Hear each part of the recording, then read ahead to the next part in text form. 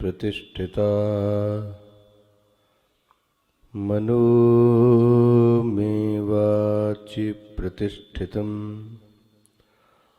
आविराविर्मयेधि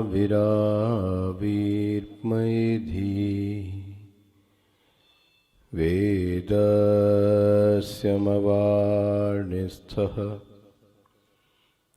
श्रुतं मे मा प्रहासीः अनेनाधीतेन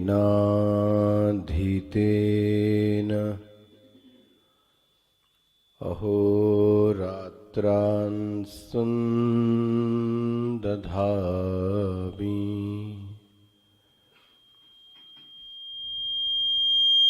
ऋतं वदिष्यामि सत्यं वदिष्यामि तन्मामवतु तद्वक्तारमवतु अवतु माम्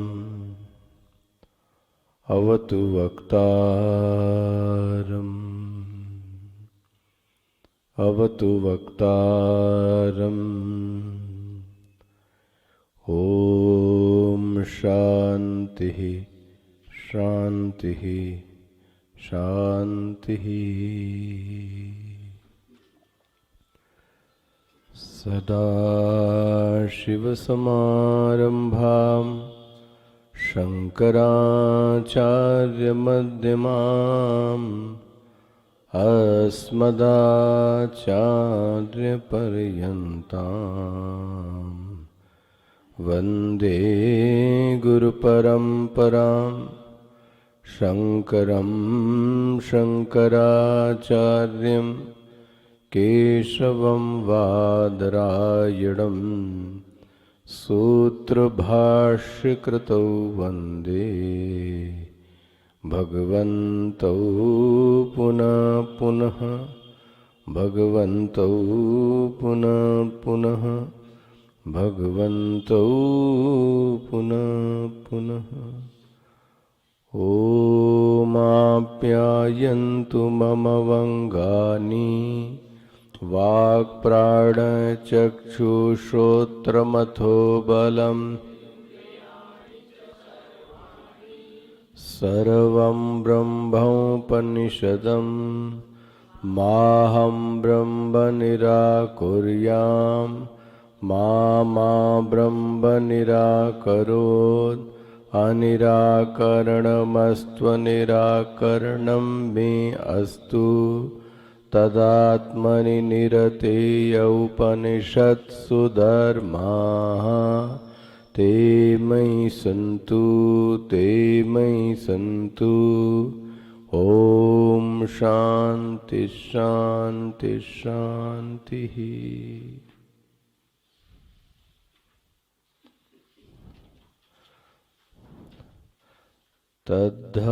तद्वनं नाम तद्वनम् इति उपासितव्यम् स यैतद्देवं वेदाभिः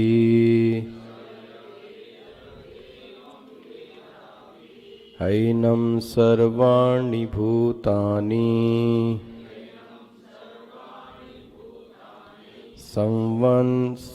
संवाञ्छन्ति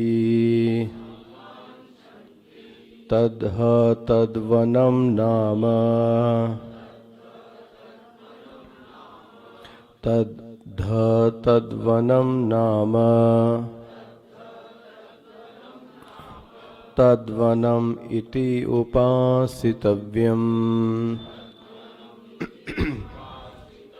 स एतदेवं वेदाभिः हैनं सर्वाणि भूतानि संवाञ्छन्ति।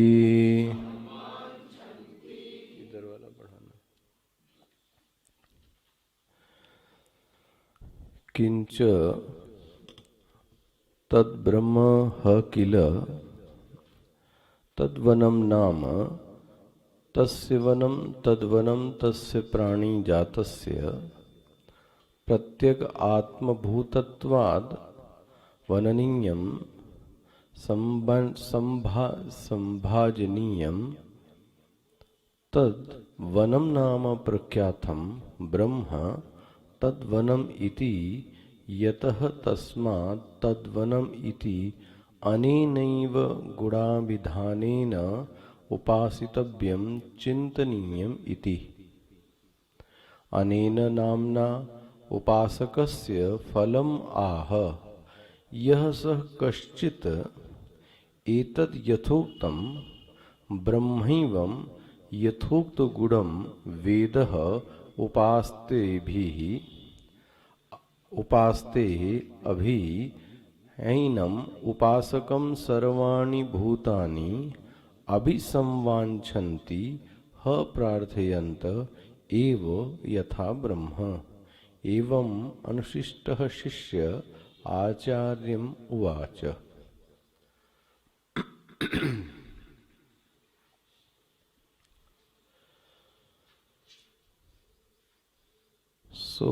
अधिदैव की उपासना में आख्यायिका में जो सगुण ब्रह्म आया, उसी सगुण ब्रह्म को बिजली के चमकने और पलकों के झपकने से उसी सगुण ब्रह्म को देखना, ये अधिदैव की उपासना है।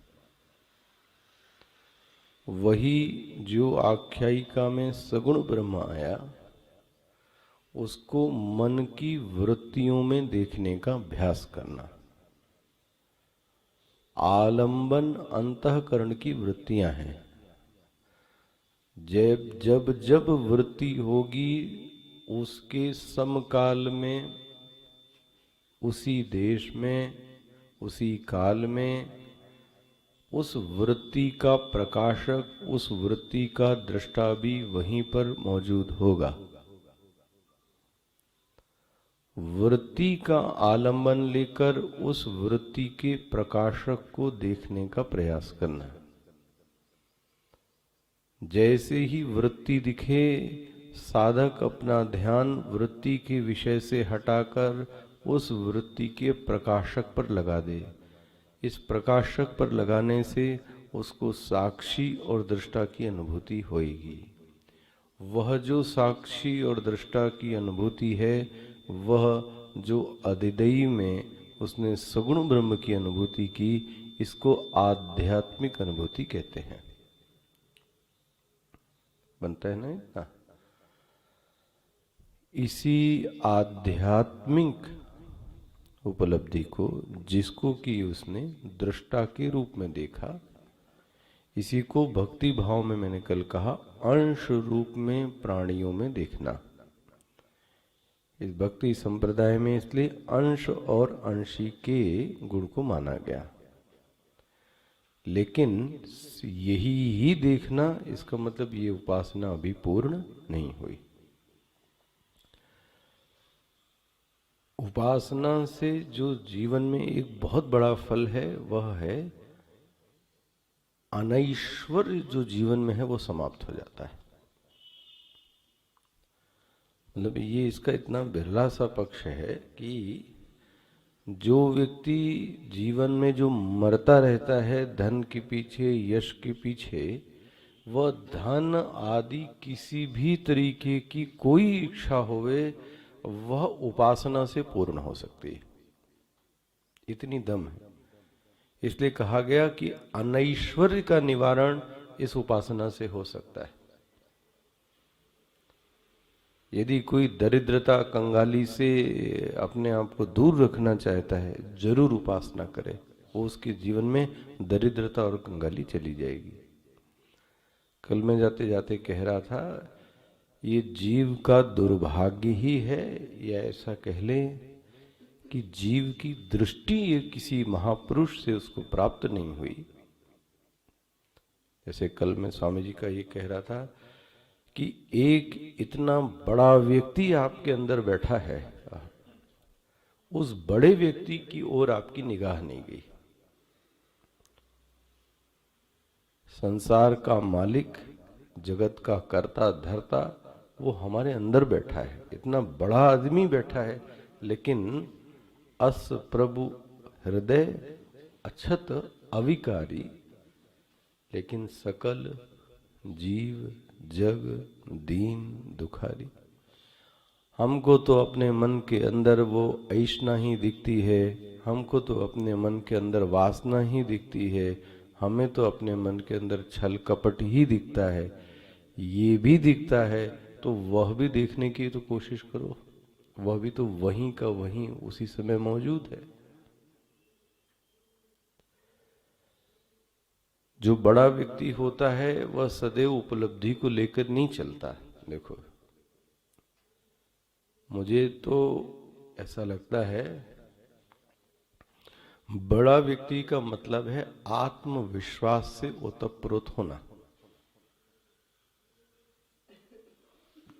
मैं मनोवैज्ञानिक दिखाता हूं आपको कि एक व्यक्ति जो धनी है, तो धनी का मतलब ये हुआ कि उसके पास अच्छी खूब मात्रा में धन है, लेकिन जब वो मॉर्निंग वॉक पे जाता है तो वो एक ट्रैक सूट, एक पैजामा, एक पैंट पहन के जाता है। किस दृष्टि से वो आपको धनी दिखाई देता होगा, सोचो। लेकिन वो चलते हुए भी उसके मन में एक विश्वास है। क्या बात है? कि जो भी संकट होगा मैं उसको क्या कर लूंगा, झेल लूंगा। ये क्या है उसके अंदर? धन लेकर नहीं चलना है, धन लेकर चलता भी नहीं है, लेकिन फिर भी धन का जो उसके पास विश्वास है वो उसको आत्मविश्वासी बनाता है। मैं सिर्फ उदाहरण के लिए दे रहा हूं।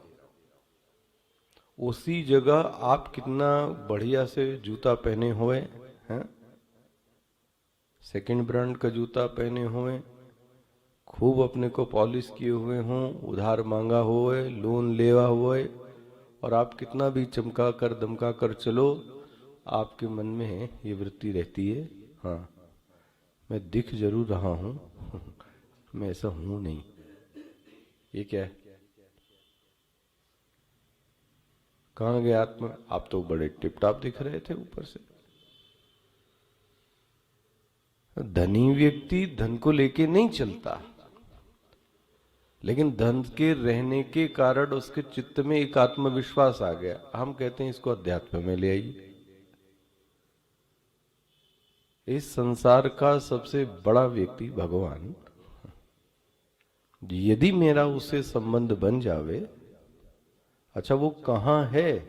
अरे बोले वो अस हृदय, शब्द क्या है देखो, हृदय अछत अविकारी, निर्विकार रूप से वो हमारे हृदय के अंदर रहता है। उस निर्विकार रूप से हृदय में रहने के बावजूद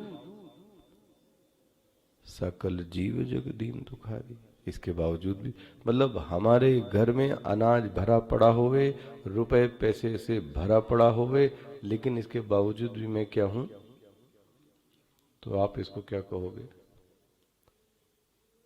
अच्छा, इसको क्या कहेंगे?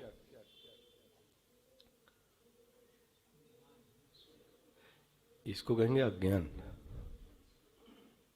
घर में सब कुछ पड़ा है, इसके बावजूद इसको कुछ पता, यही अज्ञान है, यही जीव के साथ है। देखो आप, सकल जीव जग दीन दुखारी, हमारी दृष्टि उस ओर नहीं जाती। दृष्टि चले जाए तो व्यक्ति बड़ा बन जाता है। अरे ये संत लोग लोगों से पंगे मोल लेते हैं, बड़े बड़े व्यक्ति से। मैं कालीचरण की बात नहीं कह रहा हूं, मैं कभी उसका पक्ष नहीं लिया, ना वो ये सब नहीं। संत तुलसीदास जी से मिलने अकबर आता है और अकबर मिलने से, तुलसीदास जी अकबर से मिलने से मना कर देते हैं। ये कौन सा विश्वास है? तुलसीदास जी से पूछा कि क्यों नहीं मिलते भाई, तो वो बोलते मिलता जुलता तो कुछ नहीं है, आवत जावत पनैया टूटे। पनई समझते आप, जूती गिर जाती है। मिलता जुलता कुछ नहीं है। मिलता जुलता मतलब जो मुझे चाहिए वो नहीं मिलता। आवत जात पनैया टूटे, चप्पल घिस जाती है, इसलिए इनसे क्या मिलना भाई। हमारा ध्यान इस ओर, वो आते हैं, वो उनका अभिनंदन है, स्वागत है, उनका बड़प्पन है, लेकिन हम उन्हीं के पीछे लगे रहे, इसमें कुछ मिलने जुलने वाला नहीं। ये श्रेष्ठता होनी चाहिए। बन गया ना, ये है। अच्छा, अब तीसरे, ये जो आपका छठा मंत्र है, इसमें प्रवेश करो। इस मंत्र में अधिभूत की उपासना कही गई है, लेकिन लिखा नहीं गया है। विद्वानों का ऐसा मत है कि यह अधिभूत की उपासना है, क्योंकि अधिदैव की उपासना आ चुकी, अधिदैव की उपासना आ चुकी, अध्यात्म की उपासना आ चुकी, तो रह कौन सा जाता है? अधिभूत। लेकिन यहां भगवान भाष्यकार ने भी और श्रुति माता ने भी कहीं ऐसा शब्द लिखा नहीं, तो ये बात ध्यान में रखिए। अच्छा, ध्यान रखें, ये भी एक उपासना है, ये भी ध्यान रखिएगा। देखो, अच्छा एक चीज और देखो, उपासना सिर्फ जानने से नहीं होता, उपासना को सिद्ध करना पड़ता है। अच्छा, इसमें अंतर देख लीजिए उपासना और ज्ञान में। उपासना को जानने से जीवन में कुछ नहीं मिलता। अच्छा, जान लिया तो क्या हो गया? उपासना को जानने से कुछ नहीं है, उपासना को जानने के बाद कहते हैं उपासना को सिद्ध करना पड़ता है। इसलिए उपासना करणीय है। करनी मतलब करनी पड़ती है। उपासना ज्ञान नहीं है। ज्ञान में आवृत्ति की कोई भूमिका नहीं है, उपासना में आवृत्ति की ही भूमिका है। ओहो, देखो क्या कहा जा रहा है, ज्ञान में आवृत्ति की भूमिका नहीं है। जैसे कि मैंने यह जान लिया कि ये लाल वस्त्र है। अच्छा, आपने जान लिया और आपको पता लग गया ये लाल वस्त्र। अब इसको बार बार याद करने की जरूरत है? ये बार बार याद करने की जरूरत है? एक बार जान लिया कि ये लाल वस्त्र है, हो गया, खत्म बात। अच्छा, मैं यह कहूं कि जो लाल वस्त्र है वह वैराग्य का प्रतीक है, जो वैराग्य का प्रतीक लाल वस्त्र माना, वही देवी का वस्त्र है, वो अग्नि का रंग है, ऐसा मैं कहूं, ये व्यक्ति को क्या हो जाएगा? विस्मृत हो जाएगा। तो इसको व्यक्ति को क्या बनाना पड़ता है? आया? ये चीजें अब आपको बार बार क्या करनी पड़ेगी? बनानी पड़ेगी, सिद्ध करनी पड़ेगी। भूल जाएंगे, लेकिन फिर से हमको क्या करना पड़ेगा? याद करना पड़ेगा। तो इसमें किसकी आवश्यकता है? आवृत्ति की। ज्ञान में आवृत्ति की क्या आवश्यकता है? जिसने यह जान लिया कि मैं ब्रह्म हूं, क्या वो रटेगा कि मैं ब्रह्म हूं, मैं ब्रह्म हूं, मैं सच्चिदानंद ब्रह्म हूं? ज्ञान हो गया, खत्म बात। आवृत्ति की आवश्यकता तो उपासना में ही होती है। देखो, इसलिए मैं कह रहा हूं, उपासना को सिद्ध करना पड़ता है, उपासना को करना पड़ता है। उपासना में आवृत्ति बहुत बार होनी चाहिए, तब जाके उपासना सिद्ध होती है। ज्ञान में क्या है? ज्ञान में हमारा सिर्फ जान लिया, बस हो गया। तो जो साधक के जीवन में जो क्षेत्र है वो किसका है? उपासना का ही ज्यादा क्षेत्र है। हम आपको जो करने की चीज रह गई वो क्या है? उपासना। अंतःकरण योग्य बन गया तो जानने में तो फिर 1 सेकंड का भी समय नहीं लगेगा। भाई, प्रतिबिंबन में कितना समय लगता है? सूर्य के प्रतिबिंबन में तो आधे से ज्यादा समय तो उस प्रतिबिंबन के लिए जो धरातल है उसको निर्माण में जाता है। तो उपासना चित्त का निर्माण करती है ज्ञान को बैठालने के लिए, है ना? ज्ञान की पीठ बनाने के लिए, ज्ञान को बैठालने के लिए, हाँ, उपासना निर्माण करती है। इसलिए अभ्यास बार बार करना पड़ता है। तो ये जितनी भी चीजें आपको बताई जा रही हैं, ये बार बार आवृत्ति इनकी करनी चाहिए। मतलब ये उपासना जीवन में बार बार दोहरानी चाहिए, प्रतिदिन दोहरानी चाहिए। तो ये क्या बनेगी? उपासना। इसमें संशय रह जाता है कोई? इसमें संशय रह जाता है? अब देखो श्रुति क्या कहती है, आगे आ जाइए। तद्ध, अच्छा, अब ये भी क्लियर कर लो भाई। ये अधिभूत क्या है?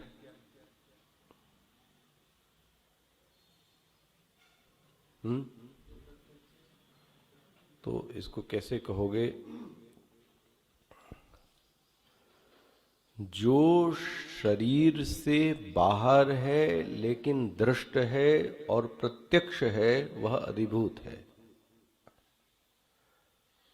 जो शरीर से बाहर है लेकिन अदृष्ट है, वह अधिदैव है।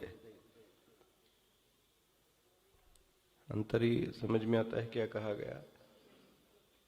जो अहम से बाहर है, जो शरीर से बाहर है, हाँ, दृष्ट नहीं है, अदृष्ट है, प्रत्यक्ष नहीं है, परोक्ष है, वह अधिदैव है।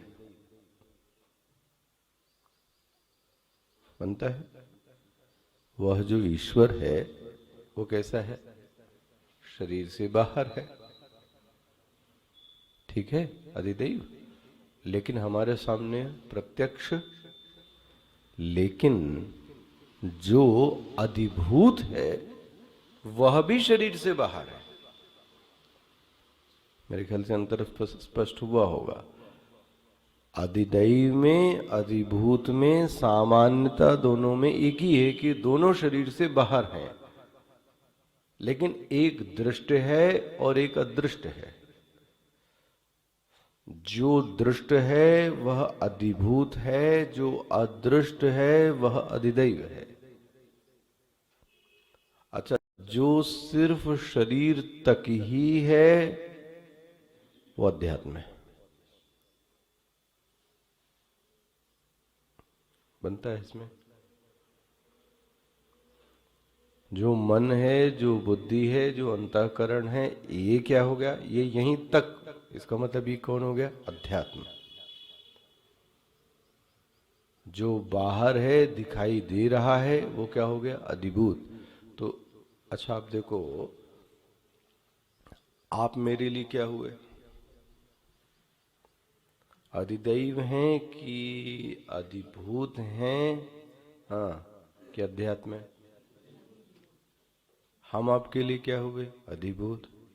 ये कुर्सी, ये चिड़िया, ये जगत क्या हो गया हमारे लिए? तो परिभाषा पे कसो आप इसको। हमसे तो बाहर हैं। हमसे बाहर मतलब क्या? अहम से बाहर है। अहम से बाहर है, लेकिन बाहर होने के बावजूद ये दृष्ट है, तो इसलिए अधिभूत बन गए। नहीं बाहर हैं, दिखाई नहीं देते, तो फिर ये क्या हो गए? अधिदैव बन गया। हो गया ये स्पष्ट? इसमें प्रश्न रह जाता है कोई? आगे बढ़ो। अच्छा, पूरा जगत अधिभूत हो गया। अधिभूतम क्षरः भावः, और ही निशानी दे दे, जिसमें क्षर होवे वो अधिभूत है। अभी 8वें-9वें अध्याय में प्रश्न है, अधिदैव क्या है, अधिभूत क्या है, अध्यात्म क्या है, तो वहां आया है। लेकिन मैं अब आ रहे भाई, धीरे धीरे आ रहे हैं, हमारी गाड़ी बड़ी धीमे चलती है, तो अभी तो हम आए ही नहीं। तो बोले, अब जैसे माता जी ने प्रश्न किया पद्मा माने कि इसमें क्या उपासना है, तो अधिदैव में तो समझ में आ गया, अध्यात्म में भी समझ में आ गया, अधिभूत में क्या उपासना है। देखो श्रुति क्या बोलती, तद्ध, बोले तद। देखो एक एक शब्द पकड़ना, पहले मंत्र का पकड़ना। तद्ध, अरे बोले ये वही सगुण ब्रह्म है। ध्यान रखना, कौन सगुण ब्रह्म? जो आख्यायिका में आया था। तद, ये तद शब्द बहुत महत्व। ये तद शब्द आपको स्मृति अध्यात्म परिच्छिन्न अधिदैव परिच्छिन्न की करा देता है। जो अध्यात्म परिच्छिन्न है, जो अधिदैव परिच्छिन्न है, उसी परिच्छिन्न की आत्मा की बात की जा रही है। इसके लिए शब्द क्या आ गया? तद, वही। कौन वही? वही सगुण ब्रह्म। देखो एक शब्द कितना गर्भ लिए हुए पड़ा है। संगति एक एक मंत्र की ऐसे। तद मतलब वही। वही कौन? वही सगुण ब्रह्म। कौन सगुण ब्रह्म? जिसको अधिदैव में कहा गया, जिसको अध्यात्म में कहा गया। तो बोले अब उसका नाम क्या पड़ गया? देखो बोले अब उसका नाम है तद्वनम। उसका नाम है तद्वन। बोले महाराज ये तो कभी देखा ही नहीं हमने। देखो अब उसका नाम क्या पड़ गया? तद्वन। अब पुराणों की इतनी क्या कहे, इतनी प्रचलन हो गया बीच में कि ये जो हमारे वैदिक उपास्य थे ये सब क्या हो गए? लोग भूल गए वैदिक। अब हमको तो क्या याद? हमको तो कौन याद आएगा? ब्रह्मा, विष्णु, राम। फिर इसीलिए मैं प्रश्न उठाता हूं, फिर राम और कृष्ण विष्णु जब नहीं थे तो ऋषि तो थे। ऋषि तो इनके पैदा होने के पहले से ही थे, तो फिर उन्होंने किसकी उपासना की होगी? आया प्रश्न में? तद्वनम, ये वैदिक नाम है। देखो अब उसका नाम क्या पड़ गया है उस ईश्वर का, यहां पर जिसको वहां अधिदैव बोला, जिसको यहाँ अध्यात्म बोला, अब अधिभूत में उसी सगुण ब्रह्म का नाम क्या है? तद्वनम। तद्ध, तद्वनम नाम। नाम मतलब क्या होता है? प्रसिद्ध। नाम मतलब होता है प्रसिद्ध। वह तद्वनम नाम से प्रसिद्ध है। बोले प्रसिद्ध है तो हमको तो कुछ पता ही नहीं है, काहे का प्रसिद्ध है? अब अरे तुमने वेद पढ़ाई कितना है? तुमने वेद के दर्शन भी किए हैं? वेद की कोई मंत्र देखा है? बोले वेद तो नहीं देखा हमने। तो फिर ये नाम तो वेद में ही मिलेगा, और कहाँ मिलेगा? तद्ध, तद्वनम नाम, वो इस नाम से क्या है महाराज? वह प्रसिद्ध है। अच्छा, अब इस नाम से, किस नाम से? तद्वनम नाम उपासितव्यम। इस तद्वन नाम से उसकी उपासना करनी चाहिए। किस नाम से? तद्वन, तद्वन, तद्वन। उपासना करनी चाहिए। अच्छा बोले, श्रुति कहती है, ये भी बता देता हूं, जिस इस नाम से जो करता है, क्या? सह यह, देखो, यह मतलब जो कोई भी, इस तद्वन की, स मतलब वह मतलब कौन? तद्वन।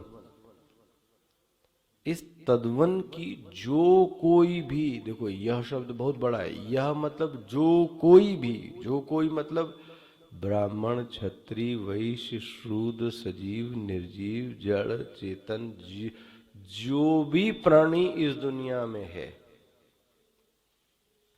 अब देखो, वेद कहीं ऐसा नहीं कह रहा है यह मतलब कश्चित। कश्चित मतलब कोई भी, कोई मतलब कोई भी, पुरुष होवे, स्त्री होवे, ब्राह्मण होवे, क्षत्रिय होवे, ब्रह्मचर्य होवे, सन्यासी हो, कोई भी होवे, कश्चित कोई भी, यह सह एतद, एतद मिल गया, एतद एवं वेद। यहां वेद का अर्थ जानना नहीं है, याद रख लेना। उपासना के संदर्भ में वेद का अर्थ होता है सिद्ध करना। ज्ञान के संदर्भ में वेद का अर्थ होता है जानना। उपासना के संदर्भ से वेद का अर्थ होता है भावना को और प्रगाढ़ करना। वेद का मतलब क्या हो गया? भावना को प्रगाढ़ करना।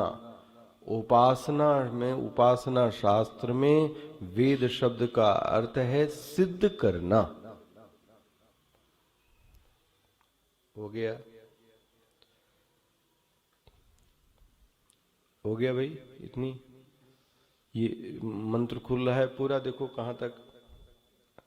बिना हिंदी देखे आपको अर्थ खुलना चाहिए। तद्ध तद्वनम नाम तद्वनम इति उपासितव्यम। वो जो तद्वन नाम का जो वो ब्रह्म है, सगुण ब्रह्म है, जो इसकी उपासना करता है, सह यह एतद एवं वेद, जो इसको सिद्ध करता है। मैं बार बार कह रहा हूं, उपासना जानने की चीज नहीं है।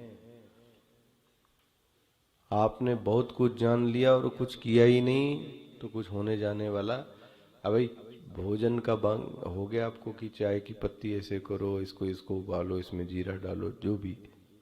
अच्छा जान लिया, तो जानने से क्या हुआ? जब तक कि आपने उसको वहां पर, तो धरा रह गया। तो ज्ञान किसी काम का नहीं। इसका मतलब इस ज्ञान को क्या करना पड़ता है? प्रयोग में लाना पड़ता है। जब प्रयोग में लाते हैं तब जाके फिर वो फलीभूत होता है। स्पष्ट हो गया? यह है उपासना। और ब्रह्म ज्ञान में तो क्या है? वहां तो अगर तुमने जान लिया कि मैं ब्रह्म हूं, अच्छा ये बताओ, मैं पुरुष हूं और मैं स्त्री हूं, ये क्या है?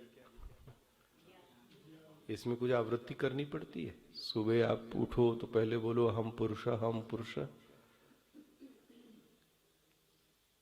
इसमें कोई आवृत्ति? ऐसे ही जिसको ये ज्ञान हो जाए कि हम सच्चिदानंद ब्रह्मा, उसको क्या आवश्यकता?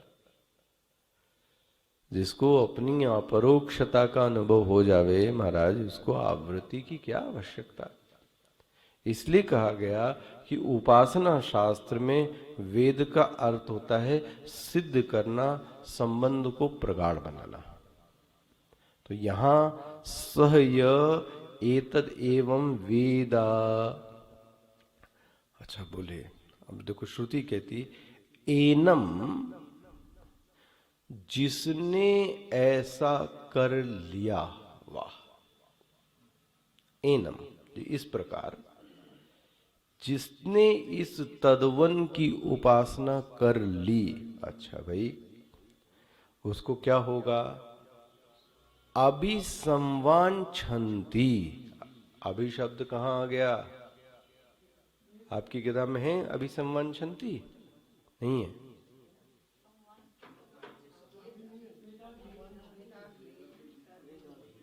हाँ?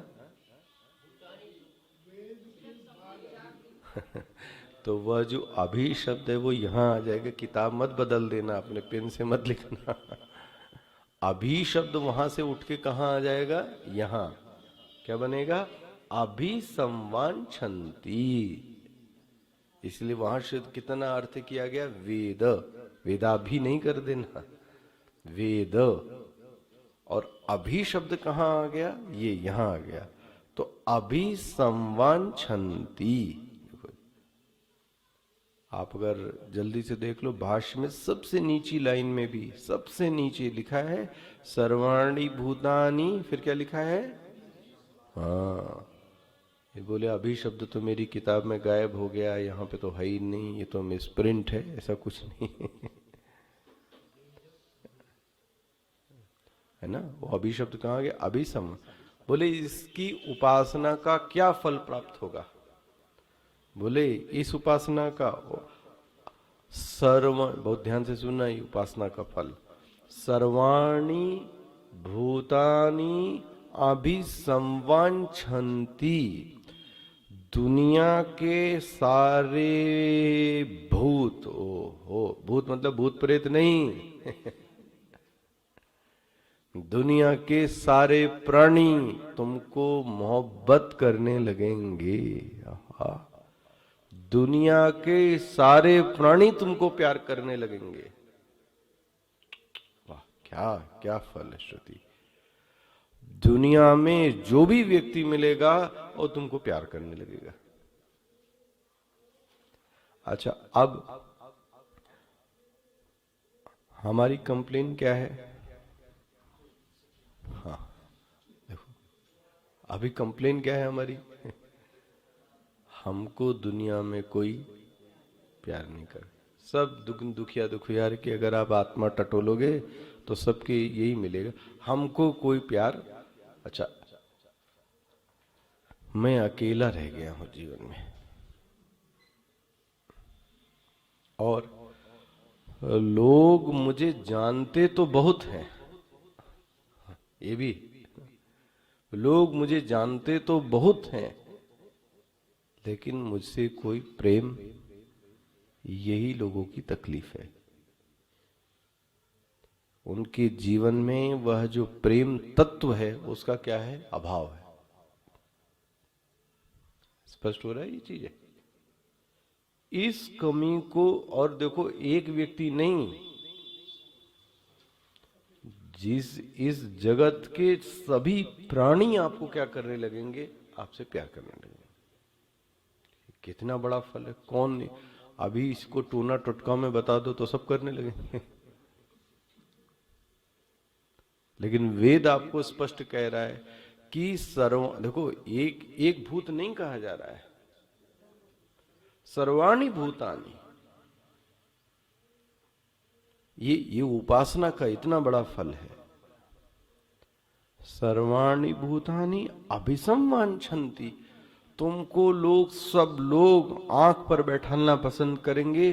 तुम जहां भी रहोगे वहां लोग तुमसे प्रेम करना पसंद करेंगे। जैसा तुम चाहोगे वैसा लोग करेंगे, बस शर्त एक होनी चाहिए, तुमने तद्वन नाम की उपासना की हुई हो। देखो स्पष्ट होता है। अच्छा, अब देखो इसके आगे का भाष्य देखो क्या है। कोई कठिन नहीं है भाष्य तो। अब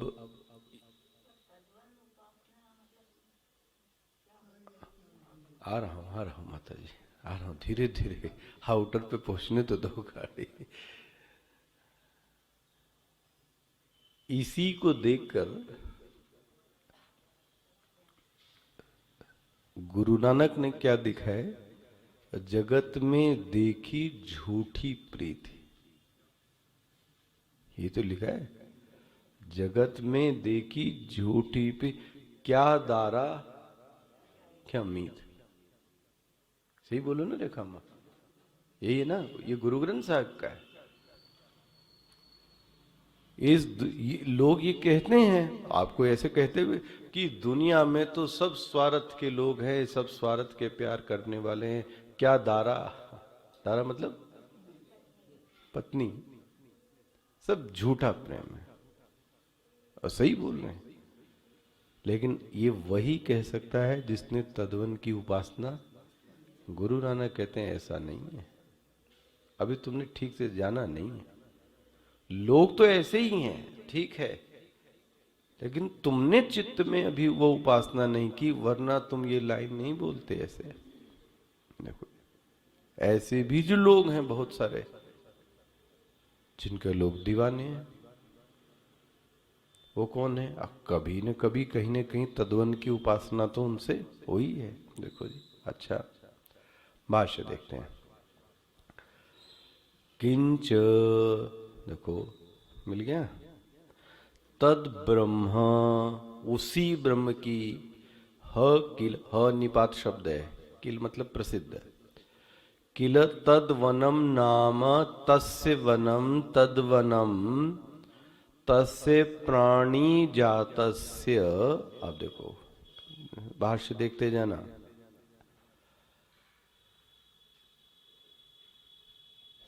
तस्य प्राणी जातस्य प्रत्यग आत्मभूतत्वात्, वह जो तद्वन नाम की चीज है वह सभी प्राणियों के, अंतःकरण वाले के पास नहीं, अंतःकरण वाले के पास नहीं, पूरे प्राणी जगत में प्राणी जातस्य प्रत्यग आत्मभूतत्वात्, वो पूर्व, वह जो तद्वन है वो सभी प्राणियों की प्रत्येक आत्मा बनकर बैठा है।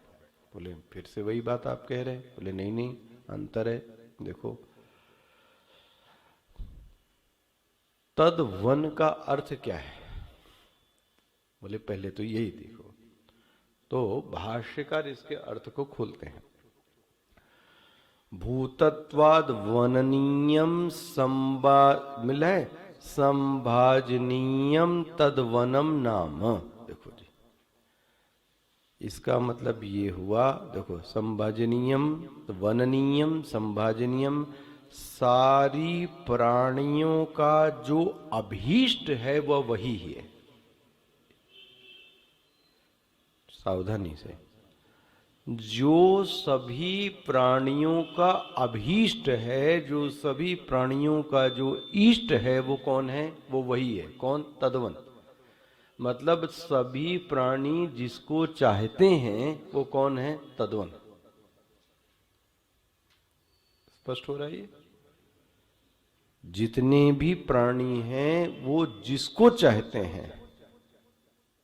अभी ये प्रश्न आएगा कि वो किसको चाहते हैं? हाँ, कह सकते हैं, कोई दिक्कत नहीं। अभी आनंद शब्द इसलिए नहीं बोल रहे क्योंकि ये भी तो आदिभूत परिच्छिन्न है ना, अभी परिच्छिन्न है ना अभी तो इसलिए अभी, इसलिए ब्रह्म आनंद शब्द में नहीं बोल रहा हूं, फिर भी कहने के लिए आप कह लीजिए। सभी प्राणियों का जो अभीष्ट है, कल आप कह रहे थे ना ये भाई, राम शब्द की व्याख्या क्या की गई? रमन्ते योगिनः यस्मिन् सह रामः। तो मैं तो योगी शब्द भी हटा दूं, जिसमें लोग रमते हैं वो राम है, वो किसके पास नहीं है? जहां, अच्छा और चौपाई देख लो, जो आनंद सिंधु सुख सागर सी करते, यही तो चौपाई आई है। आनंद का सिंधु है, उसका नाम राम है। सिंधु मतलब सागर, सागर मतलब जहां खत्म, जो आनंद का ऐसा महासागर है उसी को राम कहते हैं। हम लोग क्या कर रहे हैं, सी करते त्रैलोक सुपासी, इतना सा मिल जाता है तो हमारा जीवन, लेकिन अभी वो कितना है, ओहो। तो ये ब्रह्मानंद जो है ये वही है, बोला। तो जो सभी प्राणियों का अभीष्ट है, देखो जी, मिल गया। जिसको अब क्या है, देखो इसको देखना कैसे है, जो सभी प्राणियों में जो सभी प्राणी हैं, देखो चींटी को भी दबाओ तो वो तड़पने लगती है, तो किस लिए तड़प रही है, हो गया, ये तद्वन है।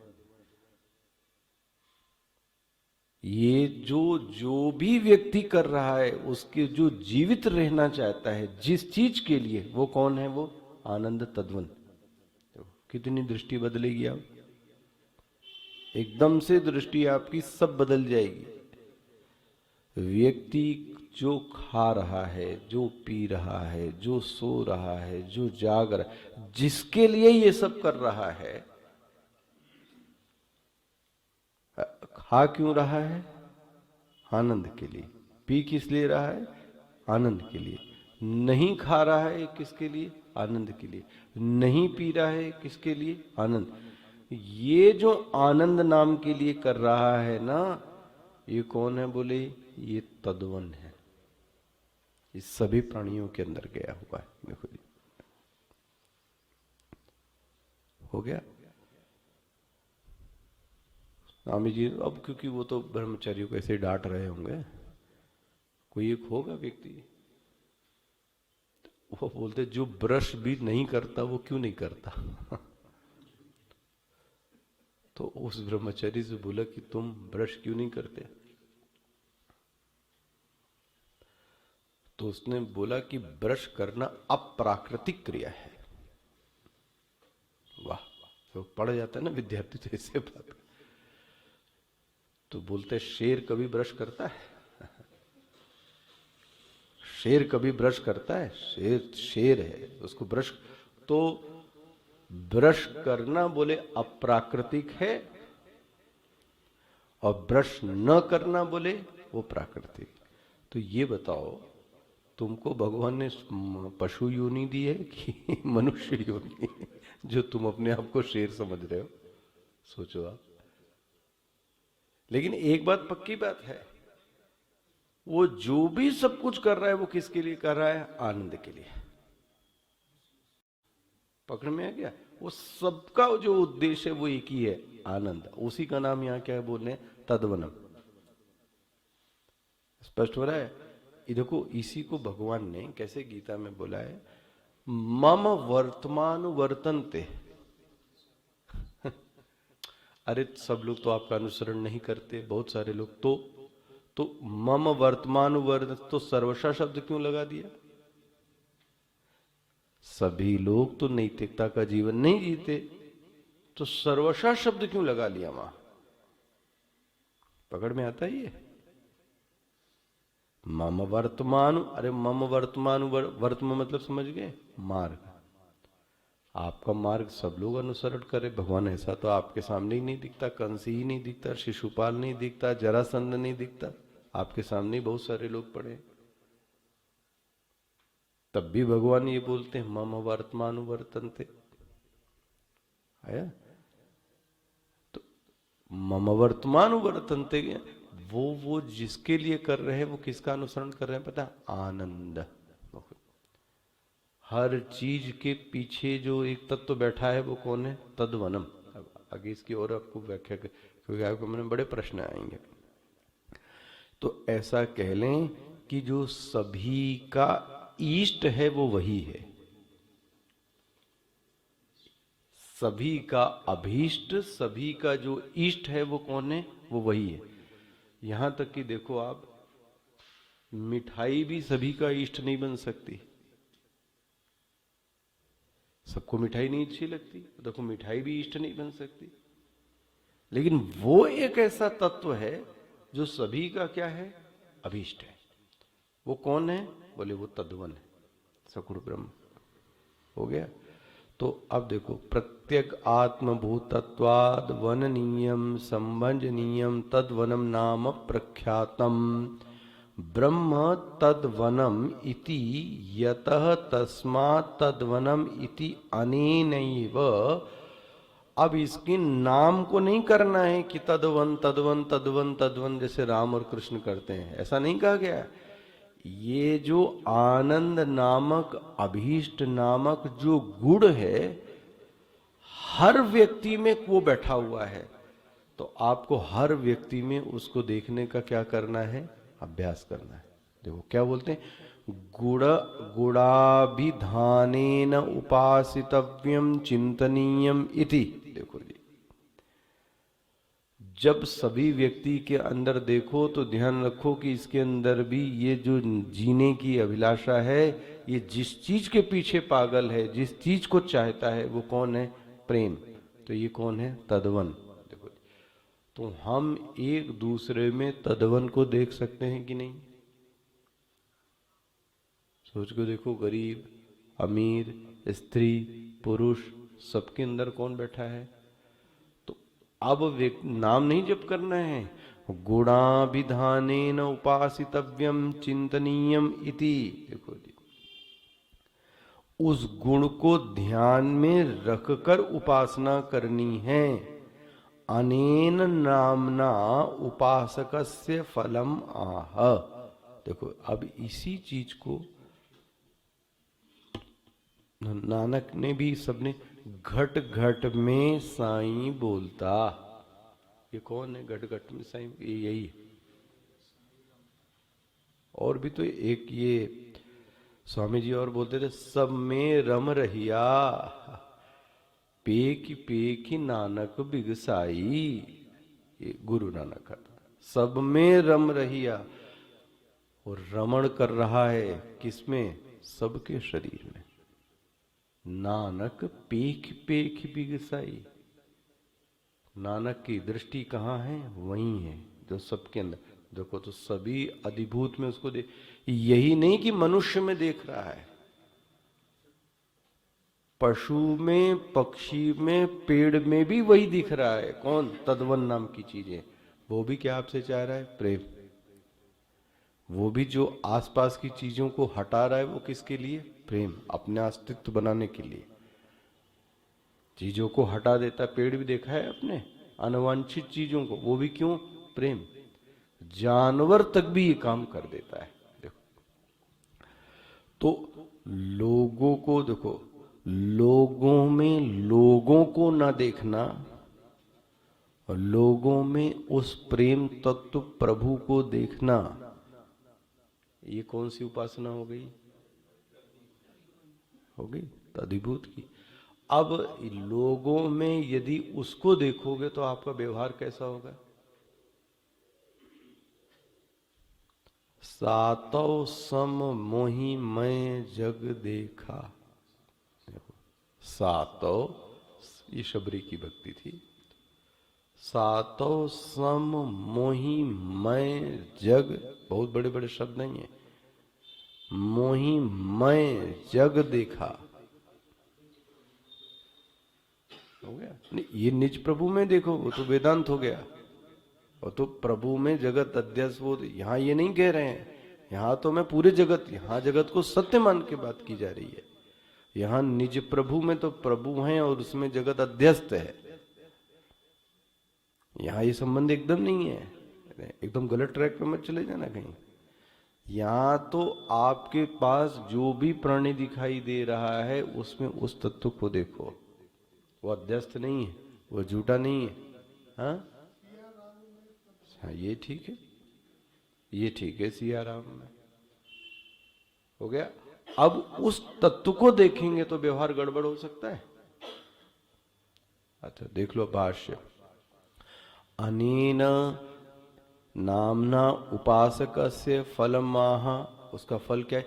यह सह कश्चिद यथोक्तम ब्रह्म यथोक्त गुणम वेद उपास्ते एनम उपासकम सर्वाणि भूतानि अभिसंवांछन्ति। देखो, उस प्राणी से सभी लोग क्या करने लगते हैं? प्रेम करने लगते हैं। ये उसको क्या हो जाती है? प्राप्ति हो जाती है। यदि हम सभी के अंदर उस अभीष्ट को क्या करें? देखने की कोशिश करें। व्यक्ति सबसे ज्यादा जो प्रेम करता है वो अपने से ही करता है। सबसे ज्यादा प्रेम वो अपने से करता है। और अपने से मतलब क्या हो गया? अपने से मतलब क्या हो गया? अपना कौन? ये वही ब्रह्म है, वही ब्रह्म है। उसके अंदर होने के कारण ही वो क्या करता है? सबसे प्रेम करता है। आग लग जाए तो सबसे पहले किसको बचाएगा? पहले मैं तो सुरक्षित रहूं, मैं तो बचूं। ले, ये है। और चर्चा करेंगे। कौन सा अध्याय है? ओम श्री परमात्मने नमः। अथ द्वादशोऽध्यायः। अर्जुन उवाच एवं सततयुक्ता ये भक्तास्त्वं पर्युपासते ये चाप्यक्षरमव्यक्तं तेषां के योगवित्तमा। श्रीभगवानुवाच